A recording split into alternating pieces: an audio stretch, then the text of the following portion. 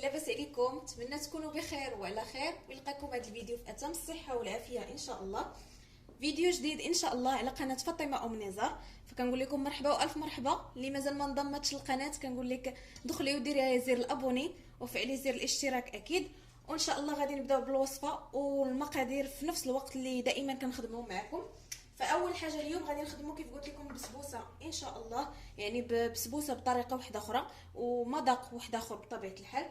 فاول حاجه غنبدا بها فهي البيض. عندي 3 ديال البيضات، يكونوا من الحجم اللي يكونوا كبير من شويه، المهم متوسط، ما يكونش كبير بزاف وما يكونش صغير، المهم يكون الحجم متوسط كيف كتشوفوا. هي اللي غنبدا بها اول حاجه. فكيف غتشوفوا غادي نهرس البيضات ديالي، عندي 3.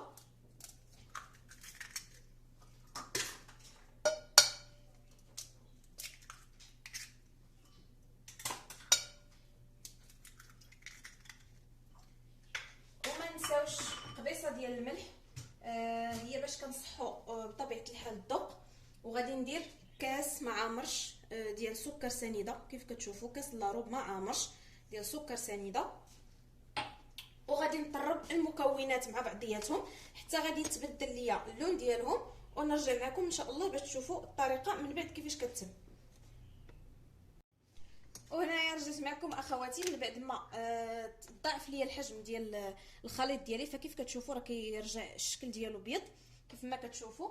فهنايا غادي نزيد المكون اللي انا هضرت لكم عليه، فهو الكريم كراميل اولا الديسير اللي كناكلو ديال الكراميل، هو اللي غادي نزيد في هذه الوصفه.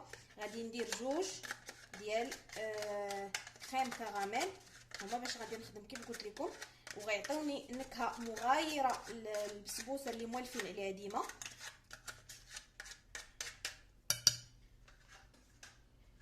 وغادي ندير واحد الساشي ديال الفاني اكيد، حتى هو باش يعني باش كيعطينا واحد لاغوم ديال الفاني اللي كتماسج لينا مع بعضيات دوك المكونات كامله اللي درت، كتعطينا واحد الكل اللي هو مزيان. وغادي نبدا نضيف الزيت، كاس ديال الزيت على دفعات، ما غاديش نديرو كامل باش ما نحاولوش نطيحوا داك الخليط. وانا كنزيد وانا كنقرب الخليط ديالي حتى كيطلع كيف ما غتشوفوا معايا.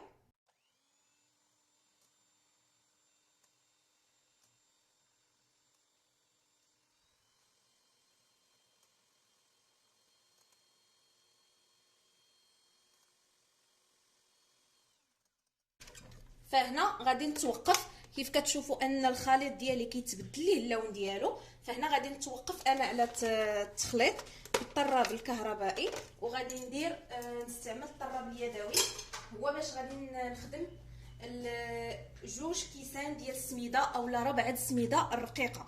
غادي ندير الكاس الاول كيف ما غادي تشوفوا، وغادي نزيد الكاس الثاني. كيف قلت لكم راه كيبقى على حساب العبار، تقدروا تعبروا بالميزان الى خفتوا يتزاد لكم هكا على حساب العبار ديالكم اللي عندكم. فكاس العنبه يعني 2 الكيسان راه هما كيكونوا 4، يعني غادي نضيف دوك 2 ديال الكيسان، نضيف الكاس الثاني وغادي نخلط المكونات مع بعضياتهم.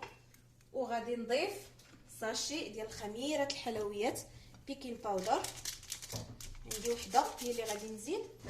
وغادي نخلط المكونات حتى غادي ينسجموا ليا مع بعضياتهم. يعني السميده بطبيعه الحال تكون سميده ممتازه، تكون ديال الحلويات هكا باش كنديروا الحرشه ولا هكا بسبوسه، ولا المهم تكون ديال الحلوه، تكون حاجه مزيانه باش كتنجح لينا بها الوصفه ديالنا. فكيف كتشوفوا فهنا هذا هو لا تيكستور ديال الخليط كيف كتكون. هنايا المول ديالي غادي ندهنو بالزبده ونرشو بالسميده الرقيقه. الفران ديالي شاعل على 180 الفوق والتحت بطبيعه الحال حتى غادي طيب ليا البسبوسه ديالي على خاطرها. وديك الساعه غادي نخرجها من الفرن وغادي نوجدوا السيرو ديالنا العادي اللي كنوجد معكم دائما. يعني ندير واحد الكاس اولا نص كاس ديال السكر سنيده مع كاس ديال الماء مع قشور ديال الحامض اولا الليمون، وكنسقيو به البسبوسه ديالنا اللي كتكون سخونه، والسيرو بطبيعه الحال كيكون بارد. يعني انا في هذا الاثناء راني موجده السيرو ديالي كيف قلت لكم، غير تخرج ليا البسبوسه ديالي من الفران غادي نزيدها داك السيرو وديك الساعه نكمل ليها الفينيسيون ديالها. فانا غادي نخلي الخليط ديالي وندوز نوجد معكم المول. وهنا رجعت معكم اخواتي من بعد ما دهنت المول ديالي. كيف قلت لكم راني دهنته بالزبده ورشيته بسميده. فغادي ندير الخليط ديالي كيف ما كتشوفوا، غادي نديرو في المول. غادي نحاول انني نهز يدي ونخلي الخليط يطلق حتى يدور ليا في المول كامل ويشد ليا الحجم اللي انا بغيتو. فراه كيف قلت لكم خماره وحده راه كتكون كافيه بالنسبه للمول. كيكون القطر ديالو 25 سنتيم تقريبا، وكيبقى واحد شويه فاش كطلع لينا فيه البسبوسه ديالنا. فكيف كتشوفوا غادي نحاول هكا تثبت ليا في بلاصتها. كيف قلت لكم الفران راه سخون على درجه حراره 180. بالنسبه للفرن الكهربائي درجه حراره 180 الفوق والتحت. نتوما ديك الساعه راه كتشوفوا فاش كتطلعها فاش كيوصلها الطيب راه كتحيدوها. كيف قلت لكم السيرو اللي غنخدم انا هنا، فالسيرو غادي ندير فيه واحد كاس ديال سكر سنيده مع كاس ونص ديال الماء مع قشور الليمون اولا قشور ديال الحامض، هما اللي غادي ندير في السيرو ديالي. من بعد ما غتخرج ليا البسبوسه وهي سخونه، السيرو كيكون بارد، وغنسقي بها البسبوسه ان شاء الله وغتشوفوا معايا في تتمه الفيديو. هنا اخواتي كيف كتشوفوا من بعد ما طبت لي البسبوسه ديالي كتشوفوا اللون ديالها صراحه كيجي غزال، كيجي مذهب، كيجي اللون ديالو ديال الكراميل. هنا كيف قلت لكم السيرو اللي وجدت هنا كيف قلت لكم تقدروا ديروا كاس ديال السكر سنيده مع كاس ديال الماء، تقدروا تنكهوا بالحامض ولا الليمون. انا هنا راه ما درت لا حامض لا الليمون، خليته هكاك غير السنيده والماء باش كيف قلت لكم نبقى شاده في داك الكو ديال الكراميل بوحدو. فغادي نبدا نسقي كيف قلت لكم البسبوسه وهي سخونه.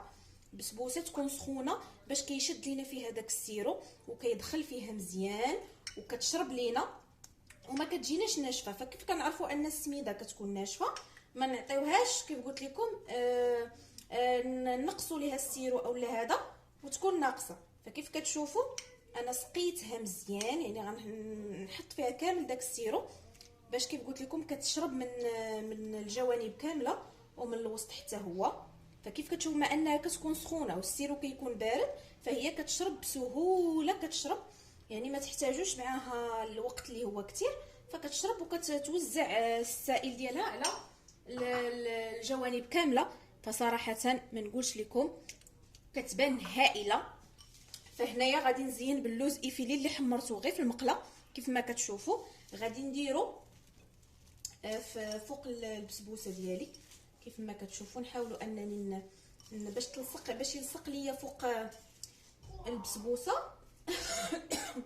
عفوا يلصق ليا فوق البسبوسه ديالي، ما ياخذش ليا واحد باش يبقى الا بقى ناشف ما غاديش يلصق.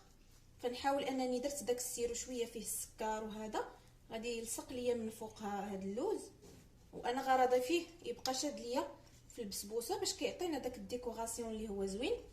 وعلاش لا كيف قلت لكم دائما هكا مره نديرو هكا شي شهيوه ونعمروا عليها كويس ديال الاتاي ولا كويس ديال القهوه.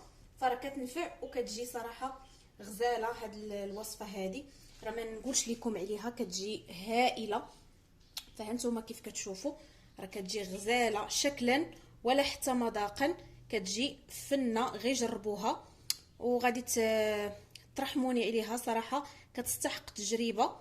وكيف قلت لكم راه كنبدلوا المذاق تبارك الله. راه دائما كنقول لكم المطبخ ديالنا المغربي فيه بزاف ديال الحويجات زوينين واكيد نقدروا نبدعوا فيه ونقدروا نزيدوا اي حاجه.